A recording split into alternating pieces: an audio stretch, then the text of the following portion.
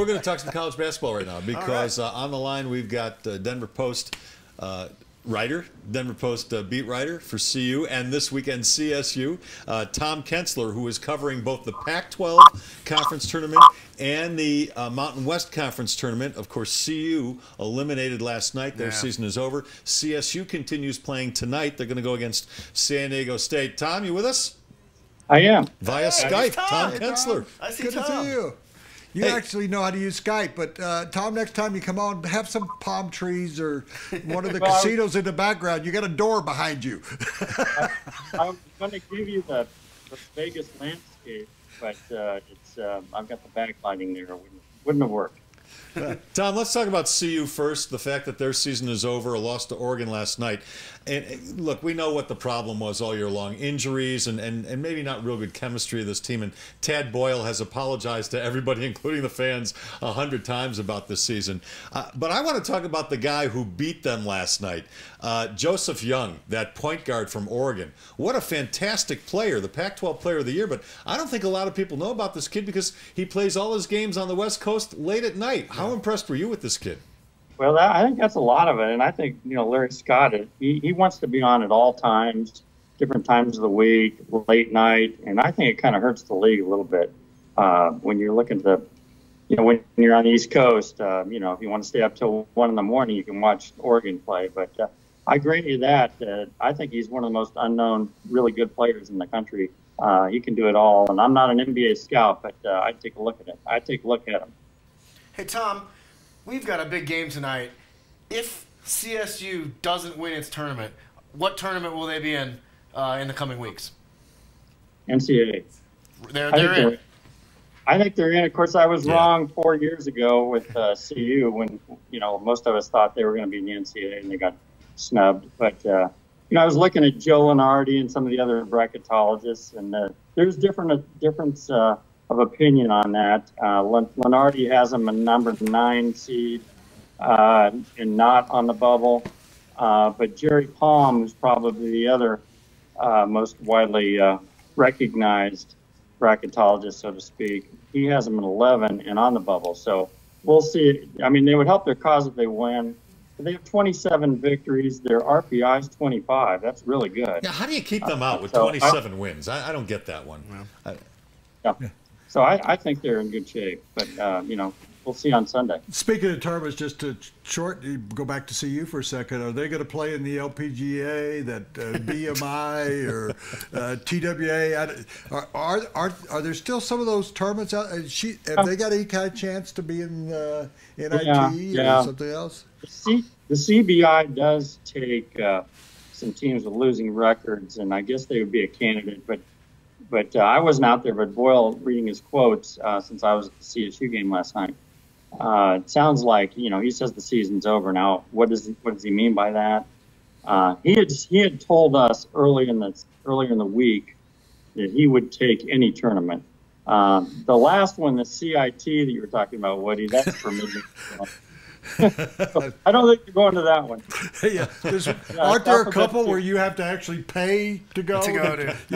Hey, we'll take you, but you got to pay us like $250,000. If I could just ask another question quickly, that's a bigger picture question. How you go there for these tournaments? Is that an advantage or disadvantage when you have the Pac-12 and the Mountain West Conference? And does that create a great basketball atmosphere, or is it too much of one thing with the tournaments, postseason tournaments being in Las Vegas? Well, if you walk around Vegas or the Strip or whatever, you see more people in different college shirts and all that. So I think there's a little bit of energy, chemistry, etc. But there are spread around town a little bit. I remember a couple years ago, I was going to have to go to the WAC tournament because DU was in it, and they lost, so I never got to cover them. But it seems a bit much, but I think it's probably good for the town. Tom, don't go anywhere. I want to tell everybody first, before we continue talking to you, that Tom Kensler's appearance on Skype is brought to you by Papa John's, the official pizza sponsor of the Colorado Avalanche. We're talking to the great Tom Kensler of the Denver Post. He, of course, is in Las Vegas for the big CSU game tonight. Tom, what do the Rammies have to do to knock off Steve Fisher's team? They've split the two regular season meetings, each one at home, and it was about the same score, around 6 to 9 point difference, both in the 70s. They're pretty equal now. Now Avila, JJ Avila, really their best player, Colorado State's best player, turned his ankle last night, and he came down on somebody's foot. The typical, take a shot, came down on a foot. I would be surprised if he plays, and if he doesn't play, I'd have a hard time believing they would beat San Diego State. He probably has the most talent in the league, but they have played them well 2 times, so I think they have some confidence going in. How would you One thing is that San Diego State shot really well in both games. They've got to play better defense against the Aztecs to answer the question. Let's assume that what we're talking about is right, that CSU is going to the NCAA tournament, and I think it would be highway robbery if they didn't go with their victories and with their accomplishments and their RPI. What sort of success do you see for them? Let's say that they are an 8th seed or 9th seed. I haven't looked at the proposed bracket so much, but do you give them much of a chance in the NCAA tournament? I do, because they have 4 guards that can play. I mean, their second-string guards are as good as their first-string guards. And it tends to be a guards game, especially in the tournament. So I give them a chance to win one. Now, we all know if you're in that dreaded 8 or 9, you play number 1 second game. And some people are picking them in the, in the same division or region as Kentucky. So party would be over. But I think they can win a game. I think they can. I think this is a better equipped team than maybe some of the previous CSU teams. I think it's more athletic, and because it's deep at guard, I think it's going to really help them. Tom, you've covered college basketball for decades. 2-part question: is Kentucky going to win it all? And if you agree with that, is Kentucky the best team you've ever seen? That's a good one. I think they are probably going to win. I think because they have so much depth and size that they can have 2 or 3 players have off nights, so to speak, and still win. Now, a lot of teams can't say that. They're going to depend on a couple guys. Kentucky has so much depth that somebody else can step up. I think they're going to run the table, which would be the first team since Bob Knight's 1976 team. So, best team I've ever seen. That's hard to say. That UNLV team that won in Denver was pretty hard to beat. Yeah. I think there's only one team that can beat Kentucky. That's Duke. I think they have a legitimate chance because they have a player and they have a coach that I believe their coach is better than the Kentucky coach, and I believe their player is better than the Kentucky players. Would you comment on that, Tom? Well, I like that.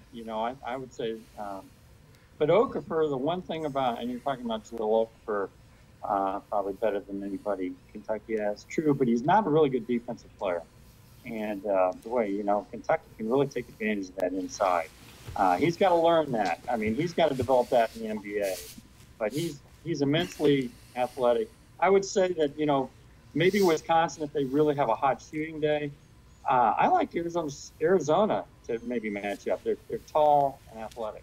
Yeah, I think Arizona deserves to be a number 1 seed, and a lot of people have not given them a number 1, predicted they'll be a number 1 seed. But I think Arizona belongs there. You mentioned, Ben, that Tom has covered golf, pro football, college football, college basketball for decades, and I've been a lot of places with him. But I would like to close today, Tom. We just talked about Percy Harvin going to Buffalo.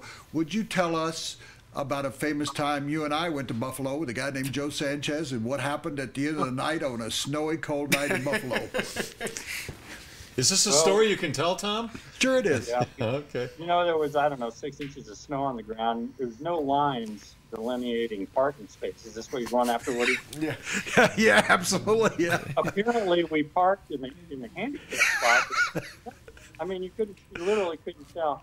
We came back and we had flat tires. We were going to the Anchor Bar, and Joe Sanchez had got into it with a guy who pulled up in a van that got out of a. He had Wounded Warrior, and Joe was saying, because Joe whacked his car a little bit. The guy started on him, and Joe said, "Yeah, get the out of here. And I said, you don't want to do that. He's going to key the car after we're gone. He didn't key the car. He slit 2 of the tires. And we spent most of the night in the parking lot instead of the Anchor Bar drinking beer. And Tom was our driver. So, well, Tom, thanks for coming to us from Las Vegas. Don't leave all your money there, okay? Okay. All right. You can read Tom Kensler and what he has to say about CU smiling because he remembered and that. CSU. Yeah.